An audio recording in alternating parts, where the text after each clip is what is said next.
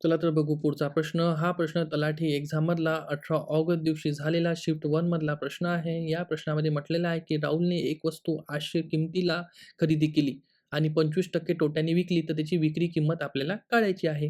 तर त्यासाठी हा फॉर्म्युला येतो. विक्री किंमत काढण्यासाठी विक्री किंमत इक्वल टू 100 वजा तोटा किती झाला ते लिहायचं आहे अपॉन 100 गुणाकार खरेदी किंमत. खरेदी किंमत आपल्याला 800 दिलेली आहे, तर आपण 800 इथं ठेवली आणि तोटा झालेला आपला 25% तर 25 आपण इथं लिहिलं 100 वजा 25 अपॉन 100. 100 वजा 25 केल्यावर 75 येते अपॉन 100 इथं 800 तशा तसे. हे 2 शून्य हे 2 शून्य कॅन्सल झाले आणि 75ला आपण 8ने जेव्हा गुणाकार करतो तर येते 600 जे आपलं उत्तर बरोबर आलेलं आहे.